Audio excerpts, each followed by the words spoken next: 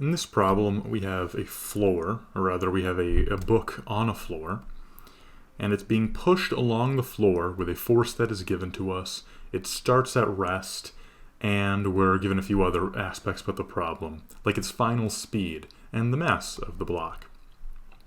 Now we want to find what the coefficient of kinetic friction is between the book and the floor. Now the first thing I'm going to do in this problem is draw a free body diagram.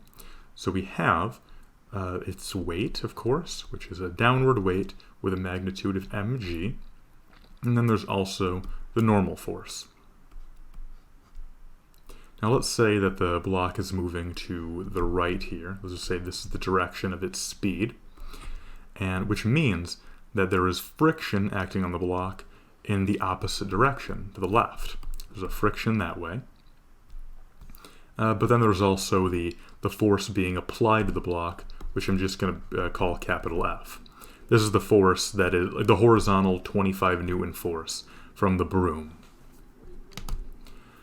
Now, the first thing I want to do actually, in terms of mathematically speaking, I want to find the acceleration that the block has. Because if the force is constant and we're going to be using a force equation, knowing the block's acceleration will prove to be useful. So assuming that the acceleration is constant, we're going to use our kinematics equations of motion. And the equation that I'm specifically going to use is the v squared equation, the one that says that the final speed squared is equal to the initial speed squared plus 2 times the acceleration times the distance that the block moves through. And the problem says that the block starts at rest, so this v naught term can just go to 0, and we just have v squared equals 2 times a times the distance it moves through, delta x. Now to find the acceleration, I'm just going to solve this equation for a, so I'm going to divide both sides of the equation by 2 times delta x. And now we have a formula we can use to find the acceleration of the book. We have its final speed, 1.6 meters per second, and we have the distance that the book goes through. It is 0.90 meters. So if we put this into our calculator, we find that the acceleration of the book is approximately 1.4 meters per second squared. Now we're going to hold on to that for a minute, and let's look at all the forces now acting on the book to figure out what the coefficient of friction should be.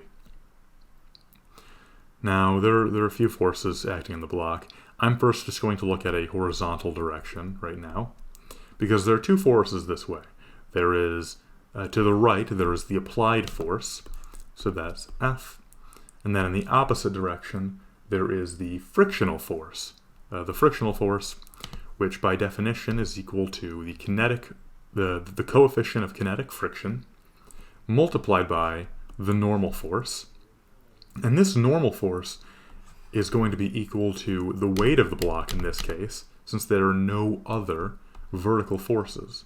So it's the coefficient times mg, and as per Newton's second law, all of this should be equal to the mass of the book times its acceleration. Now, if we're looking for this value right here, then what I'm going to do is I'm going to take this entire formula and rewrite it to solve for the coefficient, to solve for mu. So first I'm going to bring this term to the other side of the equation because I want to get it on its own. So I'm also going to subtract this by both sides. So we'll end up with an equation saying that mu mg is equal to the applied force F minus ma. And so now we get the term with mu on its own, but to actually get the mu on its own, we'll divide both sides of the equation by this mg. So there's F minus ma, all divided by mg. And for mg, we're going to use 9.8 meters per second squared. Now, everything in this equation is something that we know. The applied force, big F, is given to us in the problem as 25 newtons. M is given to us in the problem as 3.5 kilograms. G I just mentioned. And this little a right here, we just found as being about 1.4 meters per second squared. That's all we need to do. We need to plug this into our calculators, and when we do, we find a coefficient of friction of about 0.58. And there are no units because the coefficient of friction is unitless. So this is our final answer. That's all for this video. I hope this video helped you out. If it did, please consider subscribing, as that'll help me make more videos like this in the future. And if you have any questions, anything you didn't understand, leave a comment down below, and I'll do my best to help you out as best as I can. But that's all for now, and I hope you all have a lovely day. Bye-bye.